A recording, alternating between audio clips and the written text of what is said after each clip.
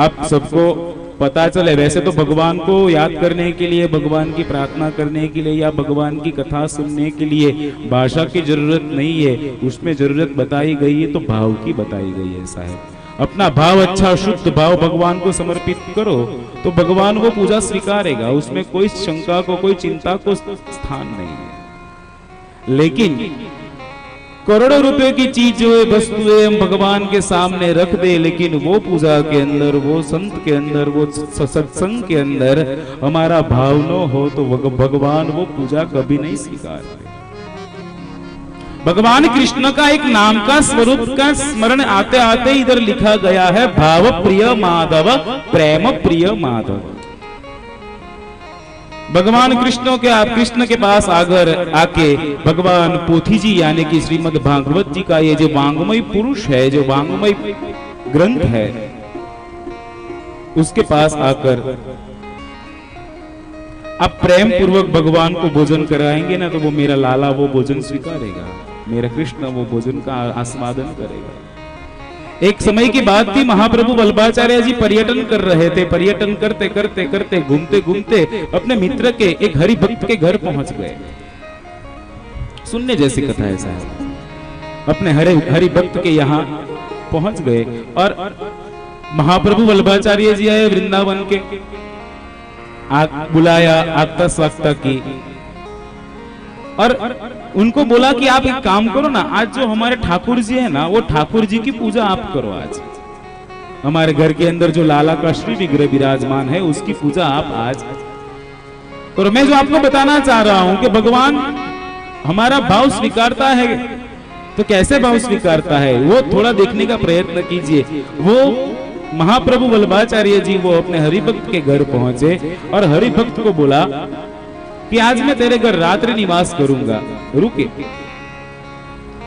दोपहर में भगवान को भोजन लगाया। पर जो मैं मुख्य बात आपको बता रहा था कि महाप्रभु वल्लभाचार्य जी वो मंदिर में गए। मंदिर में जाकर लाला का सुंदर मजा का एक श्री विग्रह था, भगवान का वपु था, एक शरीर था, एक मूर्ति थी। मूर्ति के पास जाकर भगवान की पूजा की, आगता स्वागता की। और एक पूजा का क्रम होता है, अंतिम भगवान को भोग लगाना होता है। क्या होता है? भगवान को भोग लगाते ओम प्राणाय स्वाहा, पानाय स्वाहा, ओम ज्ञानाय स्वाहा, ओम दानाय स्वाहा, ओम समानाय स्वाहा। ऐसे बोल के भगवान को भोग लगाना होता है। वो हरिभक्त ने क्या किया? गर्मा गर्म खीर बनाई।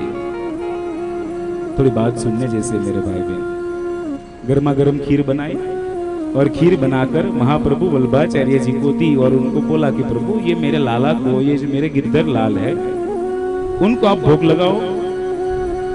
महाप्रभु वल्लभाचार्य जी ने वो खीर की कटोरी अपने हाथ में ली।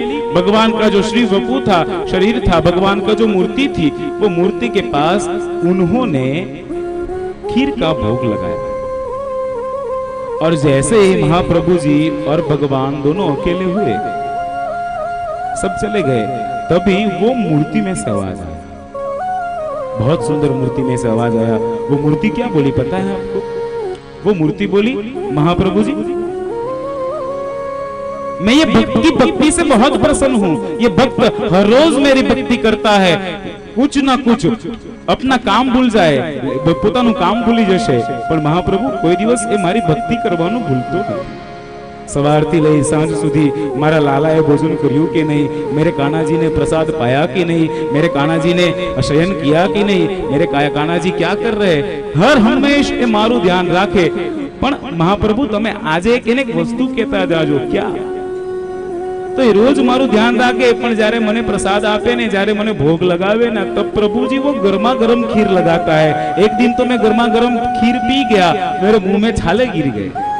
और आप अभी जाओ ना महाप्रभु जी, तब वो भगत को बुला के बोलते जाना कि कल से जो खीर का प्रसाद लगाए ना, थोड़ा ठंडा करके लगाए तो मैं आराम से पा सकूं। ऐसा मैं बोलना चाहता हूं कि भाव जो हमारा हो ना, वो भाव भी भगवान स्वीकारता है साहब।